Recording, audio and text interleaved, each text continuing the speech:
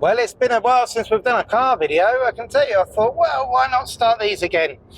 I haven't been on a road trip this last year because I normally do the Murcia, Alicante, up to Valencia road trip, see all the people who work with us, but because of broken arm, I didn't.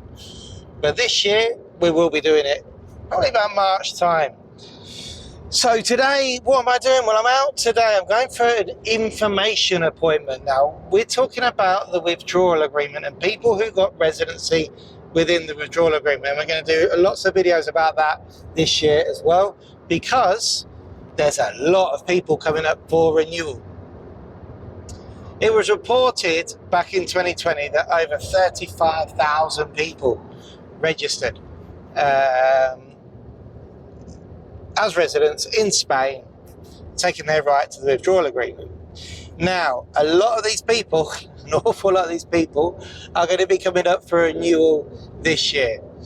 And I'm not too sure if we're ready for it here, and we also need to find out the specific process. So, let me explain. To declare your right within the withdrawal agreement as a resident and get a TIE card, there was two ways.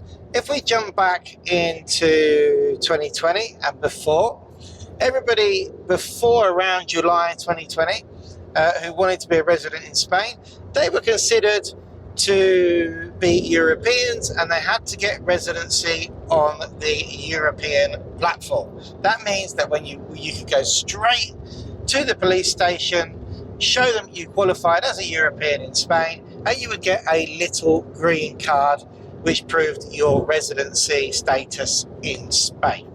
Okay. Now what happened was that around July, Boris Johnson basically declared it was going to be a hard Brexit, and on the 31st of January 2021, the UK will leave the European Union.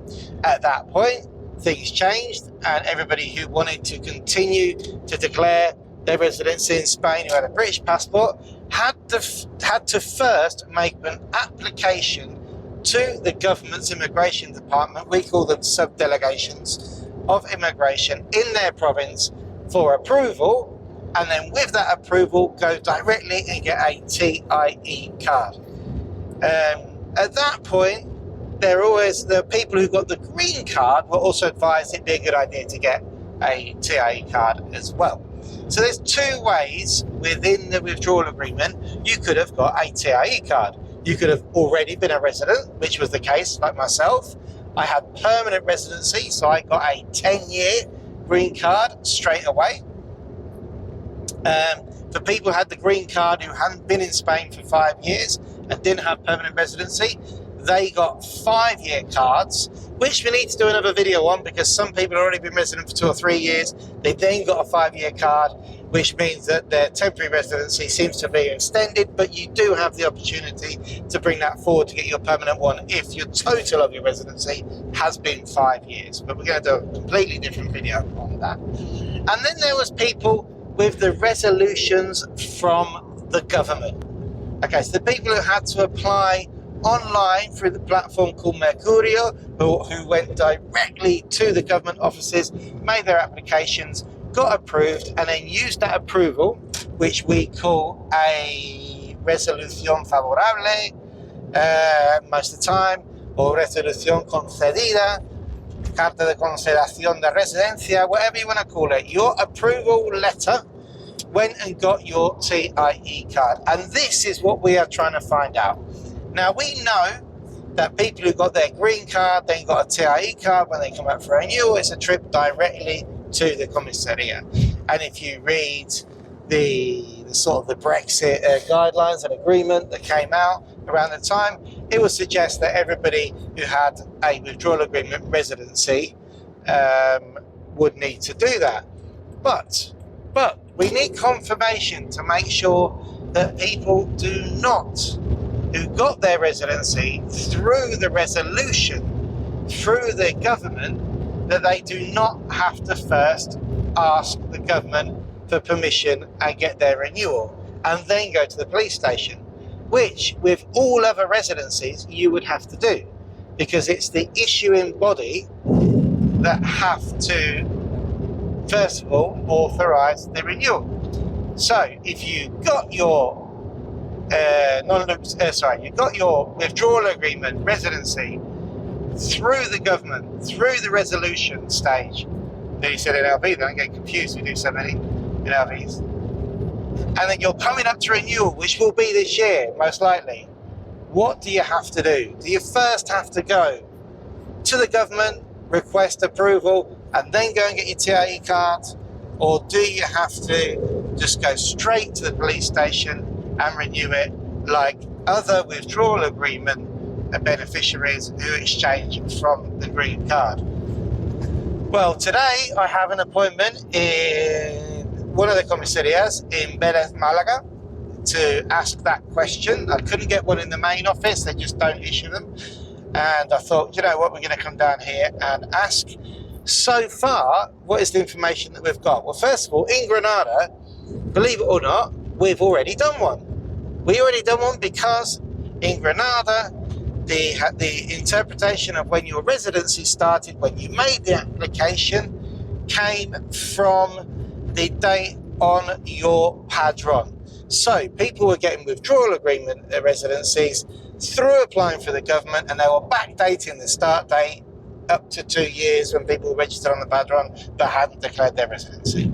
So by default, we had somebody with a resolution whose card ran out in 23, and we took them straight to the police station, didn't make an application at the government, and they got their renewal. Which, the problem is we don't know how the different provinces are going to deal with it. There is an opinion out there with a lot of people that they're still going to have to go to the government to get an approval if you got your resolution through the government. We contacted Alicante. We contacted all of the sub-delegations, but only Alicante so far got back to us. And they said to us that they don't deal with it. Go and speak to the commissariat. Victoria today was in the commissariat, and they turned around and said to her, no, we can't tell you that yet. You need to go and speak to immigration. So, okay, that's a circle we're going around. Here in Malaga, the renewals for people with green cards, very regularly we do those, not a problem at all. The switch to permanent, we do those as well, but we're yet to do one with a resolución and see if they have to apply at the subdelegation of the government. And that is why I'm going to this appointment today. We have asked on their platform to see if they'll answer or respond to any of our questions, which they haven't yet. So I'll be interested to see what is going to happen here in Velez. So yeah, I'll let you know what they tell me. I suspect that they're not going to know an awful lot. I suspect that they're going to say, get hold of the subdelegación of the government and ask them, which we have tried to do. But there's one thing for sure, right? There's an awful lot of renewals coming up. Okay, so in the next 6 months, thousands of people are going to need to renew their card. Right then, let's see what happens at the appointment.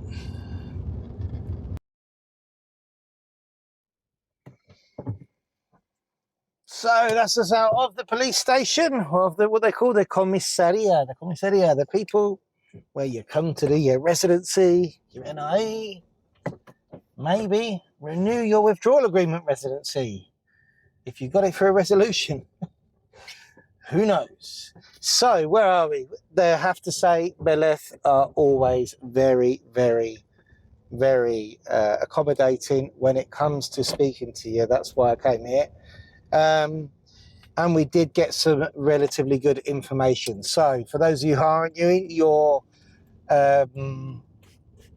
withdrawal agreement cards who got the resolution through the government instead of switching from a green card, they told me they had no official instructions regarding these cases. As far as they were concerned, they're exactly the same as green card swaps, and that's how they'll be treated. And even more so here in Velez, they are not currently to go from a temporary withdrawal agreement card to a permanent one, requesting proof of income and healthcare, which is quite a biggie. That's the first one.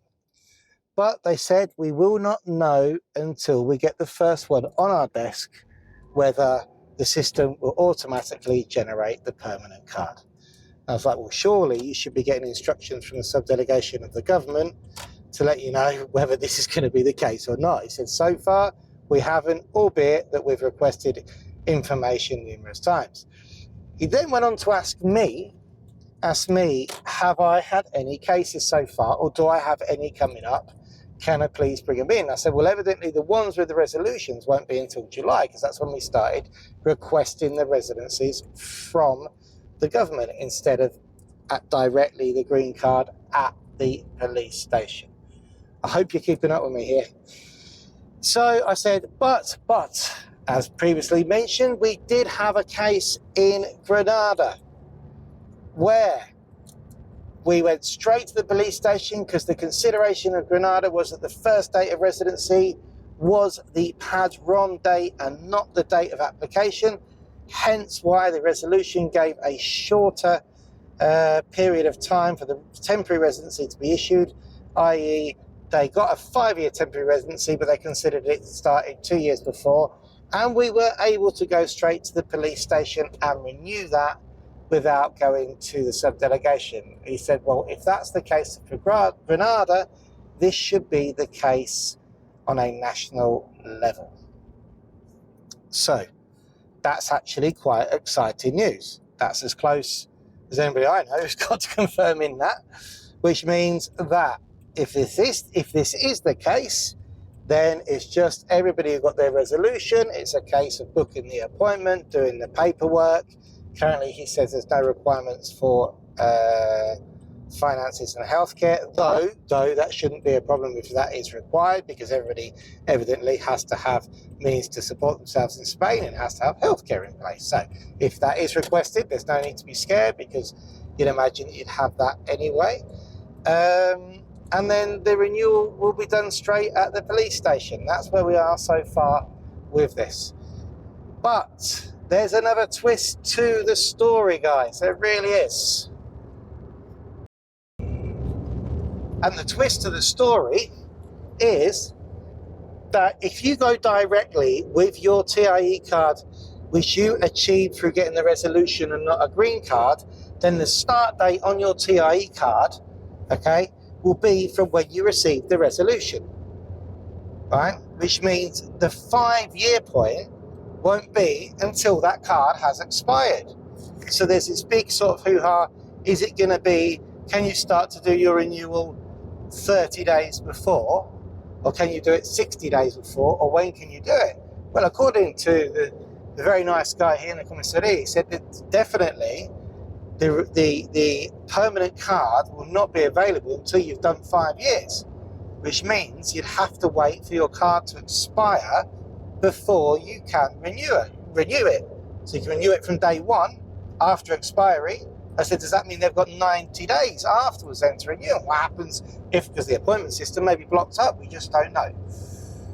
So does that mean that we're now in a situation where everybody who got their residency within the withdrawal agreement, Brexit as they called it here, through the subdelegations, has to wait for the card to expire to be able to renew for a permanent one, but without any need to prove means to live and healthcare? Evidently, like with all residencies, if you've changed your address, then the requirement for a Mazarron will be in place, definitely. And if you've gone from one province to another, for sure you're going to need a Mazarron when you go to that other province. So yeah, what an interesting morning out. All these information appointments are great. I've got another one coming up soon, but we need to get in with the subdelegation of the government and ask them and get their opinion, because we're basically going to have, in about 2 or 3 months' time, an avalanche of people inquiring about renewing their residency that they got 5 years ago, and it's quite exciting as well. So yeah, this was way before the non-lucrative visa was a huge thing, that we did all these initial residencies. So yeah, that's the first video about the withdrawal agreement. One thing is, if you are a beneficiary of the withdrawal agreement and have your TIE card within the withdrawal agreement and it's coming up for renewal, keep an eye on this channel. We'll be letting you know how we can help you and what the process is as soon as we know, but I can guarantee that we're at the forefront, and if we have to get in the car and drive and speak to these people in person to find out what's happening, we'll do that. That's not a problem. Okay, so I'm heading off to Malaga now, and we don't forget on Saturday we're going to be discussing this point with Scats on the YouTooSpain live Saturday at 10 o'clock. And if you haven't subscribed to the channel, please do so, and also check out our podcasts, which are also available on Spotify.